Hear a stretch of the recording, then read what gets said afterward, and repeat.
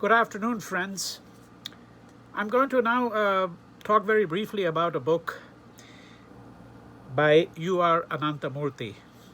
It's called Hindutva or Hind Swaraj. U R Ananthamurthy, known affectionately to his friends and many admirers as URA, was an Indian writer who passed away in 2014. He was a novelist. He published 6 novels, a short story writer, an essayist, an educator. He was the vice chancellor of Mahatma Gandhi University as well. And he was in many ways one of the people who can be viewed as the conscience of India. I had the great good fortune of knowing him quite well, I would say. I first had a series of conversations with him, which I've never published, in 1995. He was then staying at the India International Center in Delhi, IIC.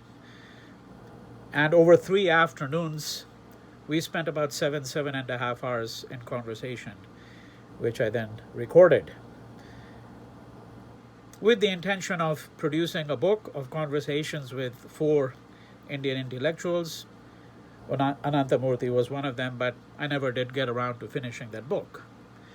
In more recent years, in the early 2010s, I had the great good fortune, once again, of being in close communication with him. The previous decade, in 2007, to be precise, I had gone to Karnataka, and I'd gone there because a friend by the name of Akshara, who runs this extraordinary experiment. It's an experiment in what you might call, it's like a cultural workshop. It's run in the midst of nowhere, if one could put it that way, in Shimoga district. Ninasam is the name of the enterprise, really. So he runs this 1-week cultural workshop, which is attended largely by the villagers and the peasants and the people living there. And this workshop that year was done with a theme around a book published by Ashish Nandi and myself that we had done together. The book is called The Future of Knowledge and Culture, a Dictionary for the 21st Century. And so this workshop was done, and Ananthamurthy was a regular visitor to that workshop. And so we spent some wonderful days with him. And then when some friends and I put together what is called the Backwaters Collective on Metaphysics and Politics, which meets annually in Kochi, or Cochin as it's otherwise known by its older name, colonial name.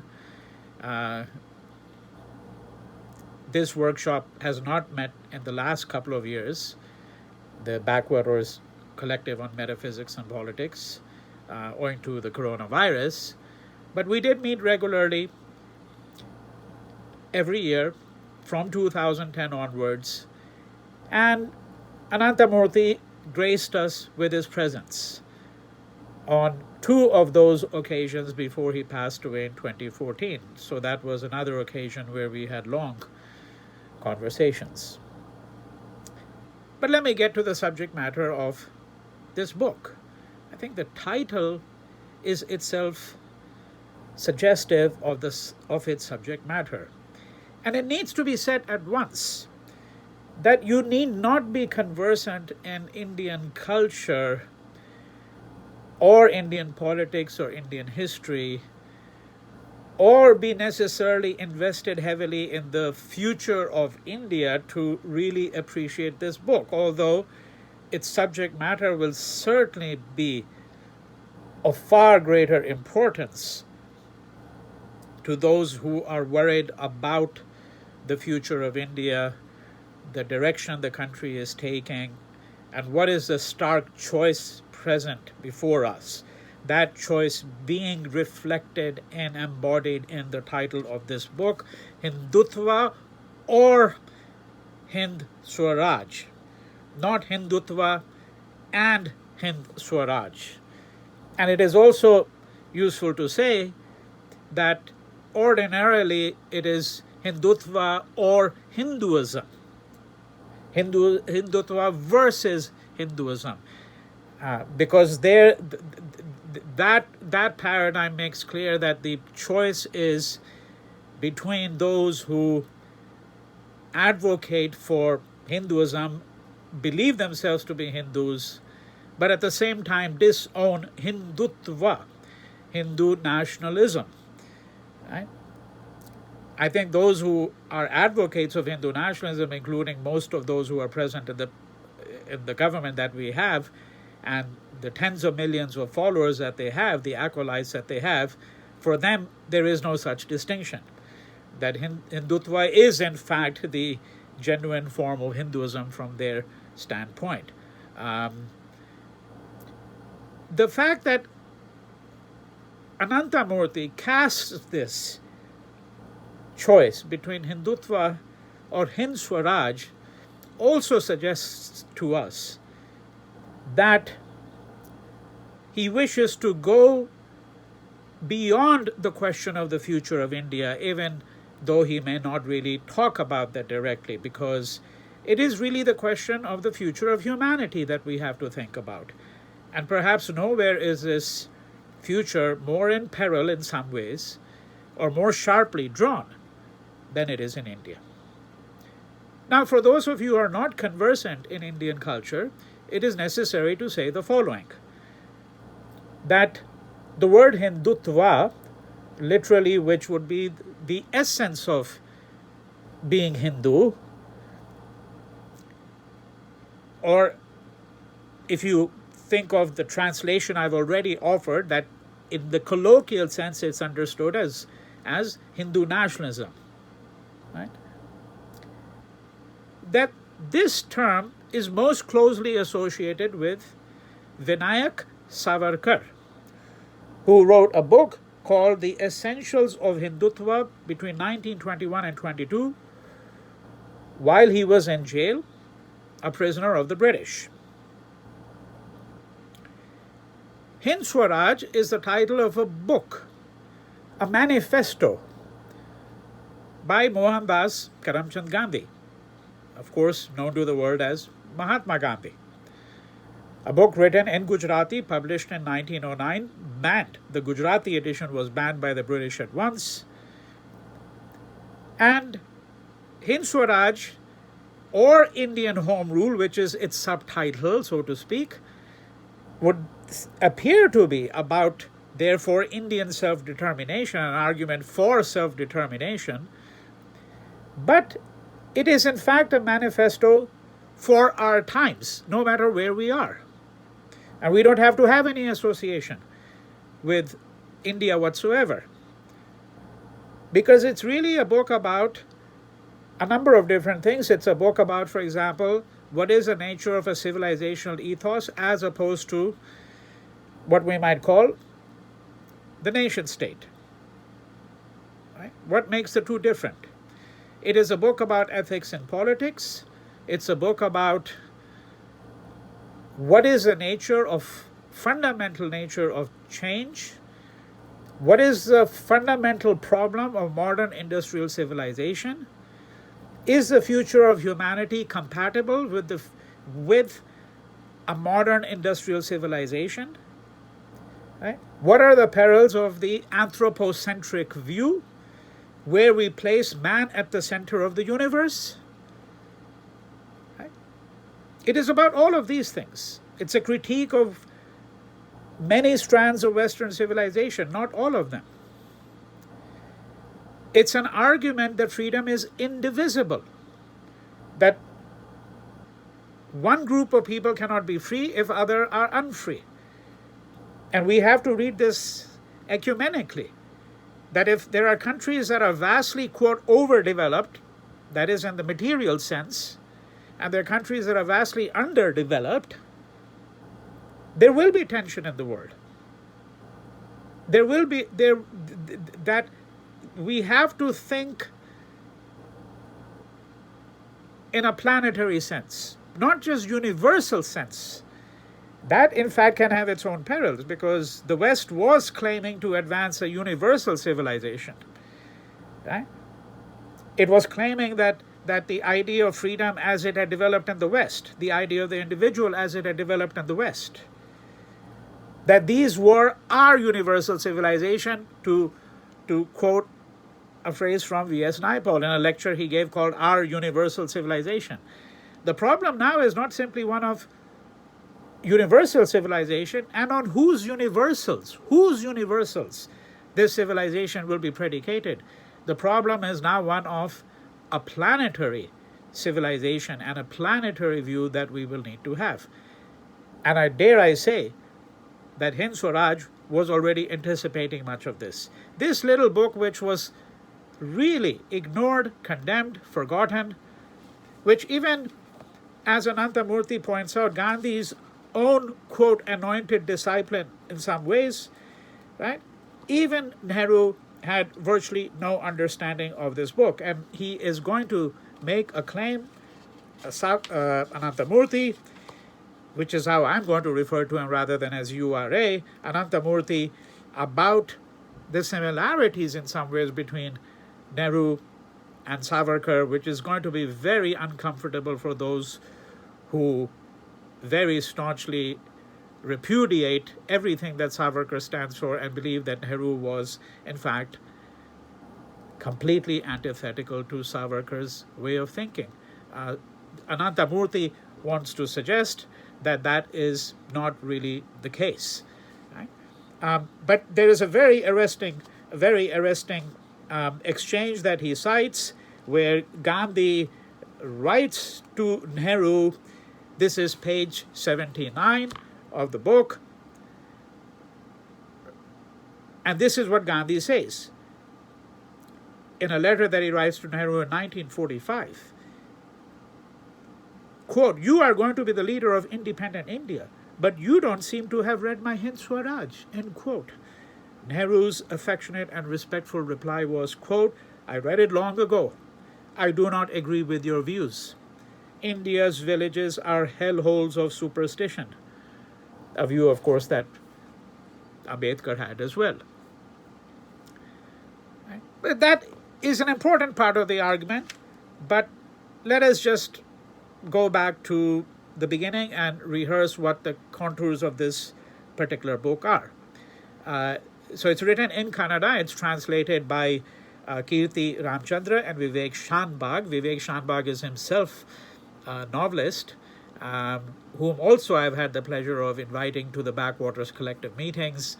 And he wrote a wonderful little novel about which I hope to give a talk in the weeks or months ahead.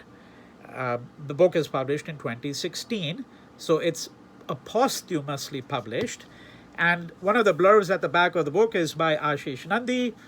I want to read this blurb out because it tells a little bit, it gives us a real sense of the nature of this manifesto. It really is intended as a manifesto.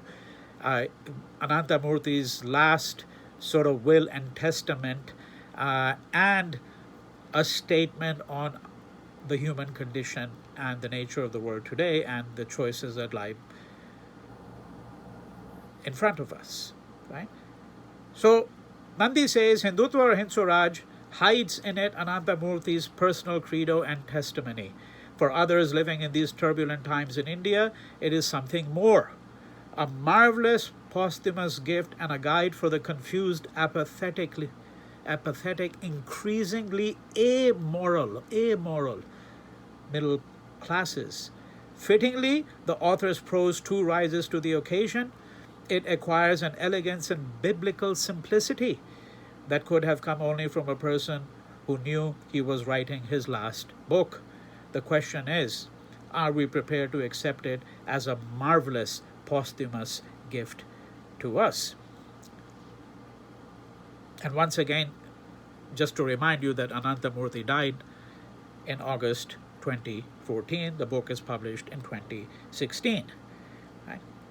Now, it also has a short introduction, a beautiful introduction by Shiv Vishwanathan, one of India's leading intellectuals, and like Ananthamurthy and Ashish Nandi, a heretical thinker. It's also necessary to say that the book shows Ananthamurthy's education and his love for literature. He, as I pointed out, he himself is mainly known as a novelist and short story writer. But Ananthamurthy did his doctorate in English literature, and he was well versed in Western civilization, in the history of Western civilization and Western literature. The book is peppered with references to people like Dostoevsky, the Book of Job, William Butler Yeats, Joseph Conrad, and many others. Right? But let us come to the main opposition, Hindutva or Hind Swaraj. So Savarkar was one of these people who argued in Essentials of Hindutva, and Ananthamurthy is going to suggest that there is a lineage which takes us from Savarkar to his disciple Nathuram Godse. Nathuram Godse, as most of you are aware, is the assassin of Mahatma Gandhi. He killed him on 30th January 1948. And the government of India put on trial not only Nathuram Godse, but Vinayak Savarkar as well, right? As sort of the mastermind of what was argued by the government was a conspiracy to murder Mahatma Gandhi. Savarkar was acquitted. He was acquitted of the charges. But all those who have studied this matter know fully well that he was Nathuram Godse's mentor in every sense of the term. Right? And Nathuram himself is the first person to admit that. The first person to admit that is Nathuram Godse in his own speech at his own defense. Right? And Ananthamurthy quotes from this where he says, and I'm now quoting page 97, this is a very long quote that he has from Savarkar's speech made in his own defense when he was put on trial for the murder of Gandhi. Page 90, it continues from 90, starts from 96 and goes on for about 8-10 pages. This is from page 97 of this book. And here he says, Godse says, I have read the speeches and writings of Dadabhai Naoroji, Vivekananda, Gokhale, Tilak, these are all Indian nationalists, along with the books of ancient and modern history of India and some prominent countries like England, France, America, and Russia. Moreover, I studied the tenets of socialism and Marxism. But above all, I studied very closely what Veer Savarkar, Veer means brave. There are people like myself who would never call Savarkar Veer, right? Vinayak is his name, Vinayak Savarkar, and Gandhi ji. He says, but above all, I studied very closely what Veer Savarkar and Gandhi ji. So, Godse pays his backhanded compliment to Gandhi here as well, because he does treat him with deference and say Gandhi ji, right? As those of you who are not from Indian culture will not be aware of the fact that this suffix indicates respect, right? So, but above all, I studied very closely what Veer Savarkar and Gandhi ji had written and spoken. As to my mind, these two ideologies have contributed more to the molding of the thought and action of the Indian people during the last 30 years or so than any other factor has done. End quote. Right? So he admits that these are the two most influential people in having shaped his thinking and thinking of the Indian nation, in fact, from the point of view of Nathuram Godse. And it can be argued, this is the position that the author Ananthamurthy takes, there is a lineage that takes us from Savarkar to Godse, and from Godse to, you can imagine, Narendra Modi. It is important to say, however, that the standpoint from which Ananthamurthy writes is not a standpoint where he is interested in indicting an individual such as Modi. It is not Modi the person only who is a subject of Ananthamurthy's critique, or even Modi the person a subject of his critique at all in some fundamental sense. It is what Modi stands for, the categories through which he thinks about the world, the categories through which he seeks to shape the nation. That is what disturbs Ananthamurthy. Right? So to understand this choice, what is Hindutva? Hindutva is an ideology of Hindu nationalism. And what the present government seeks to do is to establish India as a Hindu nation state, where even the Muslims would recognize, of course there are other, quote, minorities. It's too complicated for me to get into the question of this whole discourse of majority and minority, and when this discourse originated and what some of its own perils are. Right? But let's take the given language at the moment, that there are, of course, other minorities, Buddhists, Sikhs, Jains. Savarkar is not really worried about them. He really sees them as Hindus in any case. It is really the Muslims that he's most concerned by, distressed by, bothered by. Right?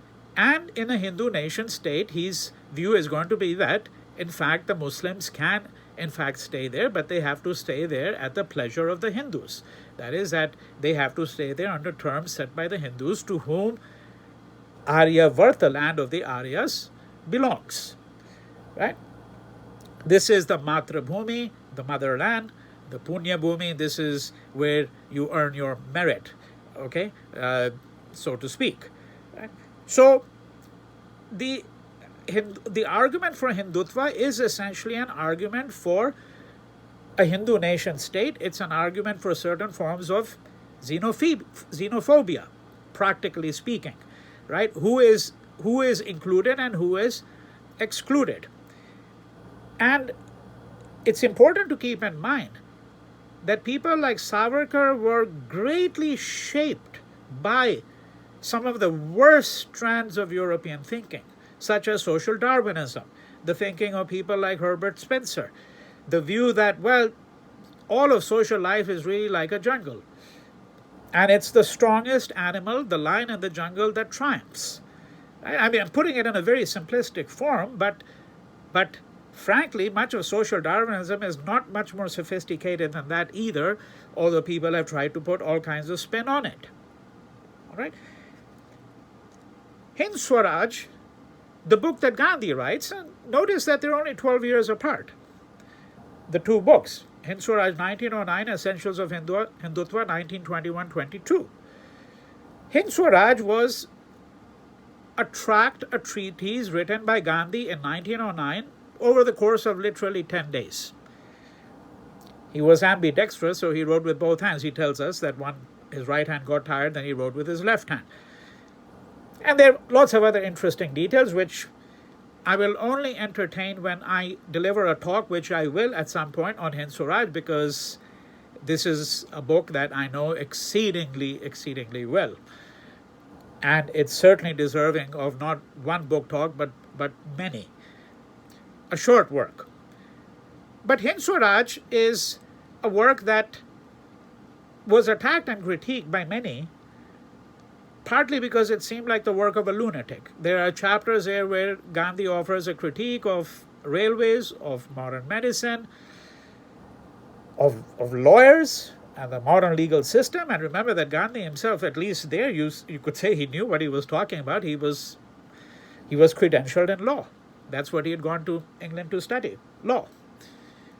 And he did practice in India for a while. Of course, he practiced in South Africa for a long period of time as well. He had a flourishing legal practice. People forget that. Before he became known as an advocate of the rights of Indians in South Africa. Right? So Hind Swaraj seems a very odd work to many who think that it's a kind of a diatribe against modern civilization. Now, Gandhi does offer a resounding critique of modern civilization, and here to reiterate, I will not dwell on how one will understand necessarily his critique of railways and doctors and lawyers. Right? What is important to understand are a couple of elements in regards to what I have said about Savarkar. Right? And the first thing to understand there is that Gandhi disavowed violence as a means of offering resistance. He's very clear in this book at this time. Remember that this is 6 years before he comes to India and a decade before he launches really the non-cooperation movement that would bring him to the attention of the world. Of course, it was a salt march, the Salt Satyagraha in 1930, which would make him a world historical figure. But even the non-cooperation movement of 1920, following the Jallianwala Bagh massacre of 1919, already had brought Gandhi to the attention of much of the world. Right? And that is when Gandhi becomes known as a principal advocate of the idea of nonviolent resistance by offering satyagraha, a word that Gandhi himself coined. Right? But to put it in simplistic terms, Gandhi is going to be a staunch advocate of the principled use of nonviolence from the very outset. And this was one fundamental difference he was going to have with Savarkar. Right? But the differences are far greater because you can see in 1909 already a planetary vision in Gandhi, a critique of the anthropocentric tendencies of Western civilization, that what is really at the heart of modern industrial civilization is the notion of unchecked consumption, the notion of greed. And all of these things are, in fact, actually critically important for Gandhi, right, in this book. And he says such things as, well, there's no point in being ruled by ourselves, right, in ruling ourselves and self-determination if our rulers are really going to be just like the English have been in India, right? We want the tiger, but we want it without its stripes. Right? So in other words, he's cautioning, what is the nature of independence that we're going to eventually have? Because if it's really going to be like the English Raj, oppressive for most of the people, except that the sahibs are all going to be brown sahibs, then what would be the point of this? And I think that when we read this, we marvel, and we should marvel at his prescience in all of this. I think he was already anticipating where things were going in many ways. The book also sets up a contrast between the idea of civilization and the idea of nation state. Now, some of you are familiar with this book might radically disagree, and you might say, oh, he actually offers a critique of civilization. What he's offering is a critique of a particular use of civilization, the particular way in which it has been instrumentalized by Europeans. For example, when Europeans sought the conquest of Africa, the conquest of India, and many such places, and justified it by saying that they were bringing to these people a civilizing mission. Gandhi, of course, rejects that in toto. So he's very much aware of the baggage that the word civilization carries, but at the same time, he's very clear that there is a civilizational worldview which is far more ecumenical, far more tolerant, that civilizations can live with dissent and permitted in ways that a nation state does not. A nation state is, by its very nature, it's the nature of the beast, is a homogenizing entity. And every state achieves a certain kind of, quote, unity by the oppression of certain groups of people. Right? So, this is the contrast between Hindutva and Hind Swaraj. Now, let me add a few more things. Let me add quickly a historical dimension.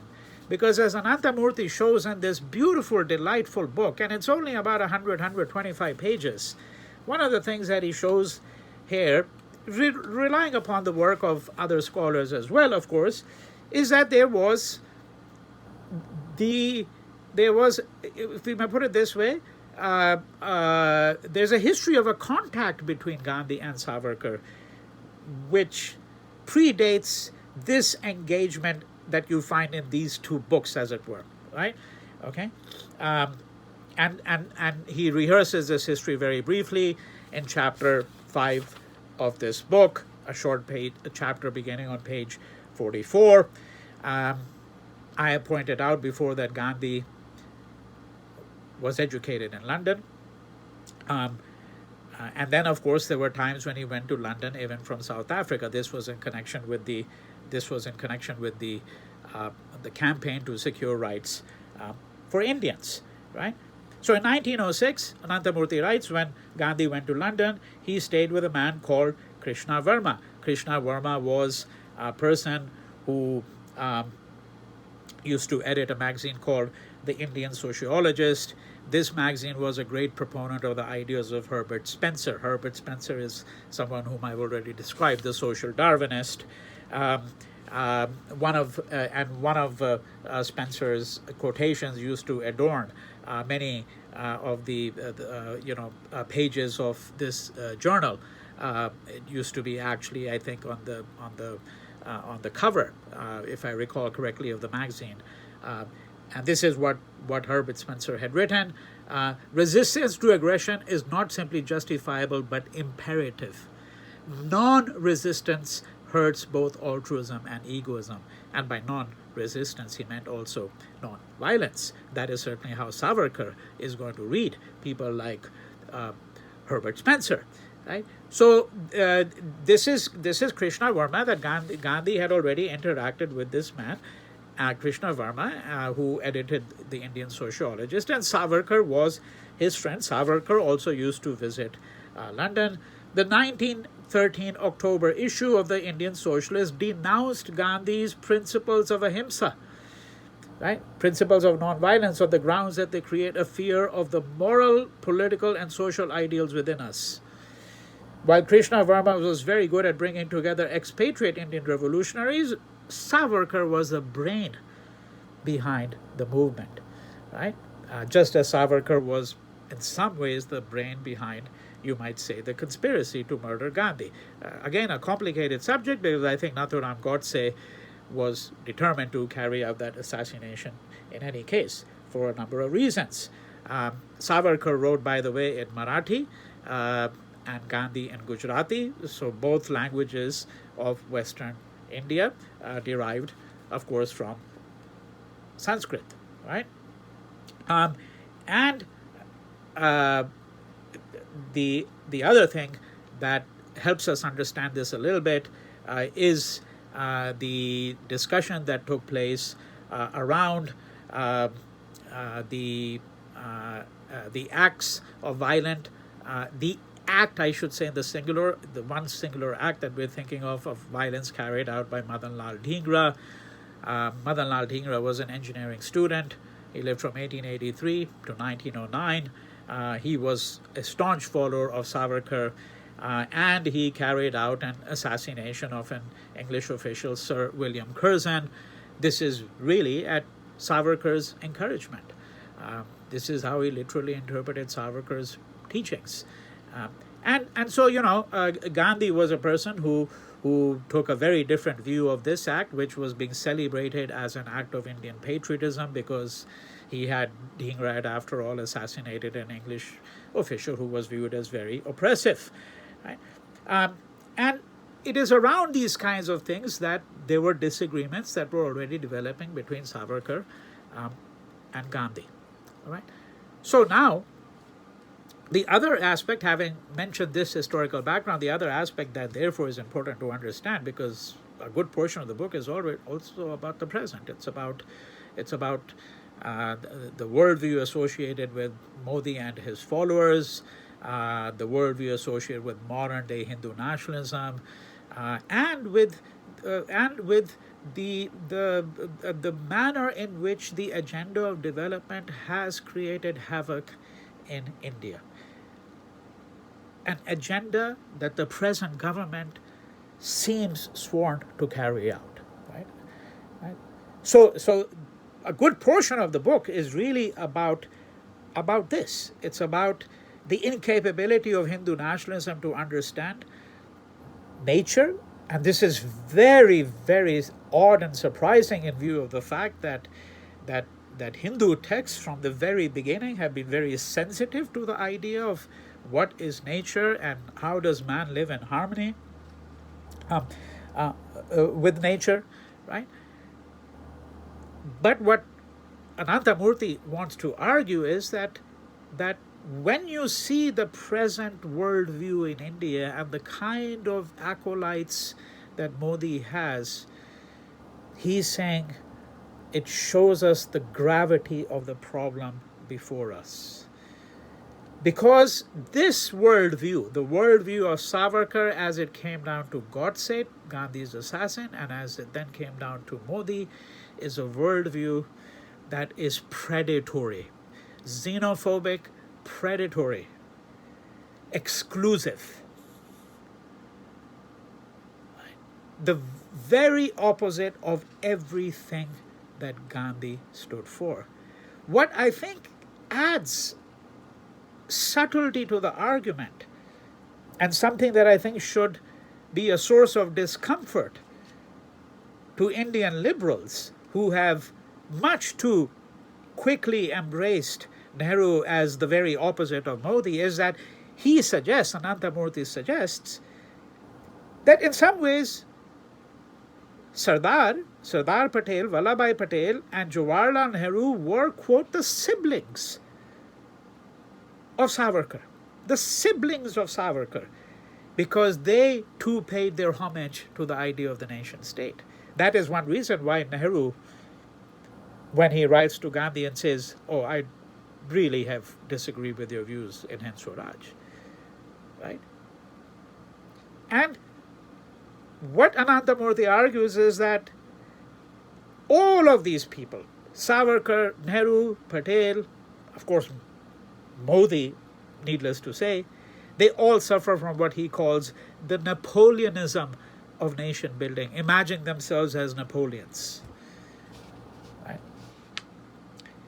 This is really a beautiful book, one that the reader should return to from time to time. It's short. It'll take you 3 hours to go through the book.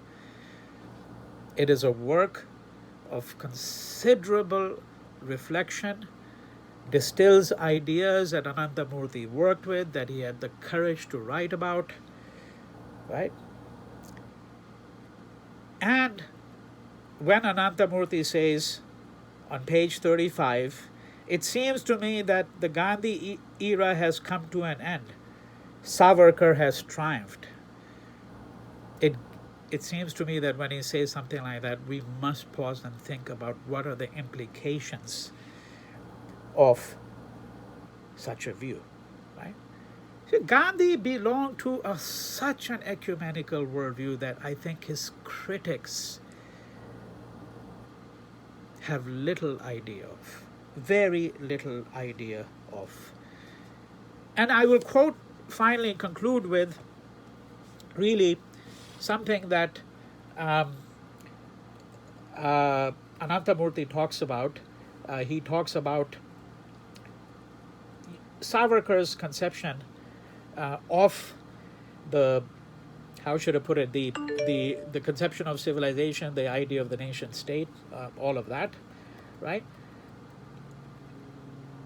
And what he tells us are a couple of stories, right? A couple of stories.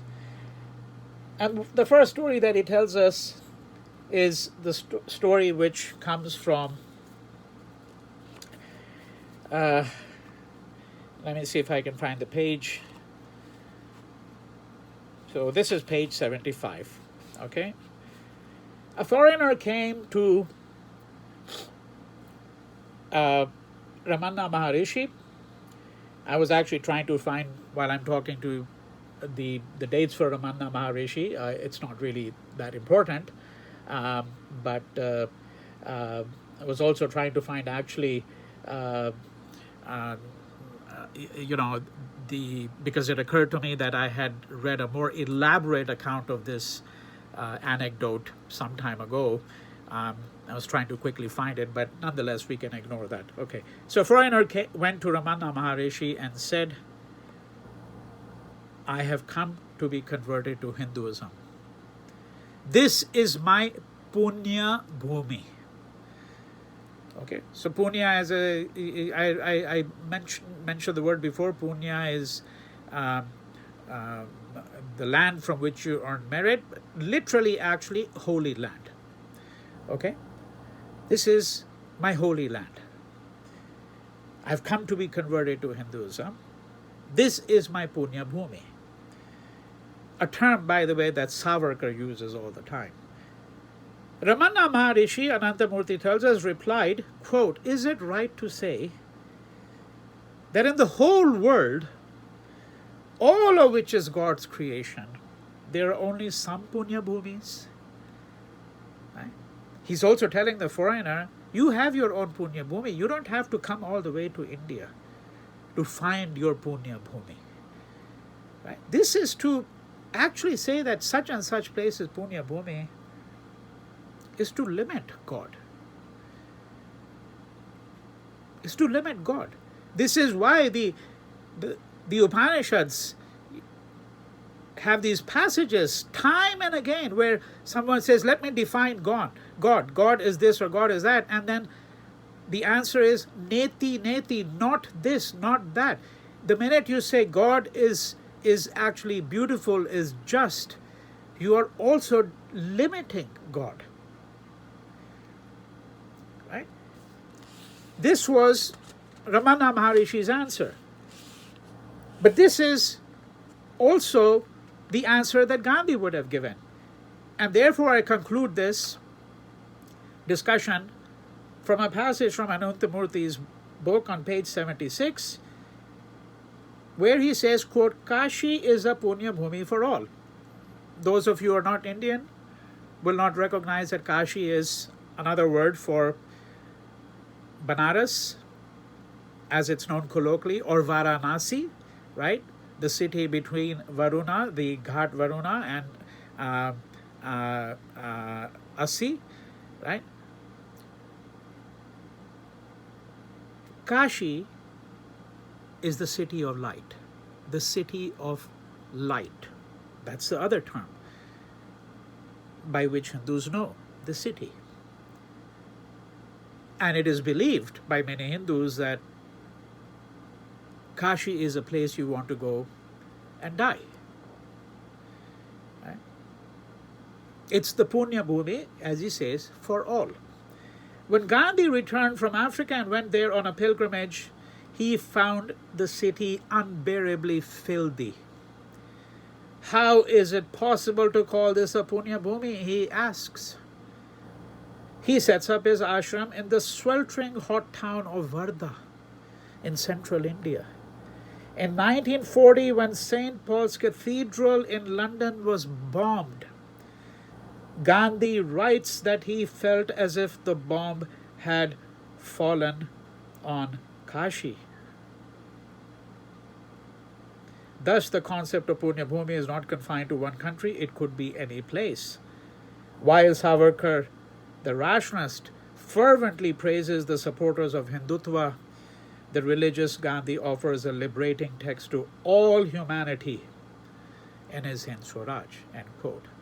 And that is why I said at the beginning, this book, like Hind Swaraj, is a book for all humanity, not just for those who are interested in India.